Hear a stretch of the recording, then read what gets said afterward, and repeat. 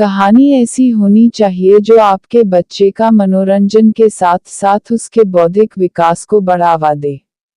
जबकि कहानी का उद्देश्य मात्र बच्चे का मनोरंजन करना नहीं होना चाहिए, बल्कि बच्चे को उससे अनेकों प्रकार की सीख भी मिलनी चाहिए। छोटे बच्चों की कहानी ऐसी होनी चाहिए जो बच्चे के अंदर किसी भी प्रकार डर की भावना को जन्म न दे, बल्कि बच्चे को उत्साहित करें और उसे कहानी में आगे क्या होने वाला है उसके बारे में सोचने की उत्सुकता प्रकट करें। चील और उसका परिवार। एक बहुत पुराना पीपल का विशाल पेड़ था, जिस पर चील और उसका परिवार घोंसले में रहते थे। उसी पेड़ के नीचे मुर्गी का भी परिवार रहता था। एक बार चील का एक अंडा गिरकर मुर्गी के अंडे में मिल गया। मुर्गी अपने अंडे की तरह चील के अंडे की भी देख-रेख करती और उसे अपना समझती थी, क्योंकि उसको दोनों अंडों में कोई फर्क नहीं दिख रहा था।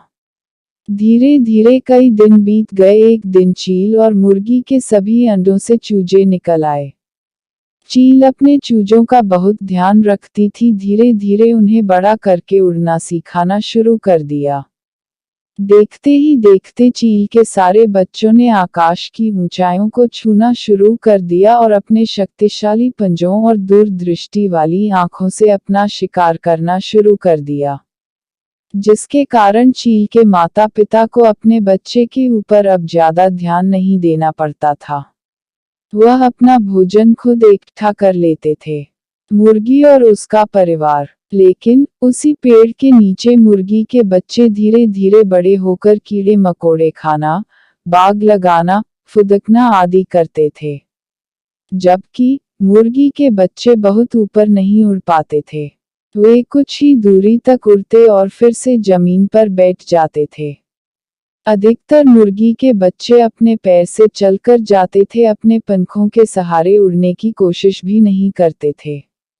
उसी बच्चों में चील का बच्चा भी वही कर रहा था जो अन्य सभी मुर्गी के चूजे करते थे। एक दिन चील का परिवार ऊपर पेड़ पर बैठा था और नीचे मुर्गी के बच्चों को देख रहे थे। अचानक एक चील की नजर नीचे चल रहे चील के बच्चे पर पड़ती है, जो मुर्गी के बच्चों की तरह कीड़े मकोड़े को खाना, फुदक फुदक कर चलना और सभी चूजों की तरह बाग लगाना आदि कर रहा था। यह सब ऊपर से देख रहे चील और उसके परिवार को याद आ गया कि यह तो हमारे गिरे हुए अंडे से निकला हुआ बच्चा है। संगत का प्रभाव। चील और उसके परिवार को बहुत आश्चर्य हुआ कि हमारा बच्चा किस संगत में पड़ गया है, जिसके कारण हमारा बच्चा वहां के रहन सहन को अपना चुका है। जबकि हमारे बच्चे का जन्म आसमान की ऊंचाइयों को छूने के लिए हुआ था। अपने शक्तिशाली पंजों और तेज दृष्टि के कारण मनपसंद शिकार करने के लिए हुआ था। चील का परिवार एक दूसरे को देखकर मन ही मन बहुत दुखी होकर सोचने लगे। चीलों के मुखिया ने बोला, घबराओ मत, हमें मुर्गी से बात करनी चाहिए और उन्हें बोलना चाहिए कि यह बच्चा हमारा है। चील ने ठीक ऐसा ही किया। जबकि मुर्गी के बच्चे और चील के बच्चे में अंतर करके भी दिखाया, जिसके कारण मुर्गी ने चील के बच्चे को वापस करने के लिए स्वीकार कर लिया और चील को उसके बच्चे को दे दिया। चील और उसके परिवार के लोगों के अथक प्रयास के कारण उसका बच्चा धीरे धीरे आसमान की ऊंचाइयों को छूने लगा और अपने पंजों के बल पर बड़े बड़े शिकार करने लगा। यह सब देख चील और उसका परिवार खुशियों से भर उठा और उसके परिवार में उन्हीं की तरह का एक और सदस्य जुड़ गया, जिसके कारण चील के परिवार में खुशी का माहौल रहने लगा। कहानी से नैतिक सीख। जैसी संगत वैसी रंगत। सोचो, अगर चील ने अपना परिवेश नहीं बदला होता तो आज वह और मुर्गियों की तरह कुछ ही कदम उड़ पाता, जबकि उसका जन्म आसमान को नापने के लिए हुआ था।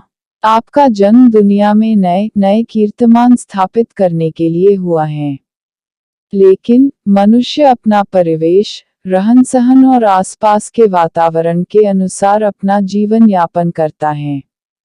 हमेशा दूरगामी सोच रखनी चाहिए, जिसको प्राप्त करने के लिए अग्रसर भी होना चाहिए।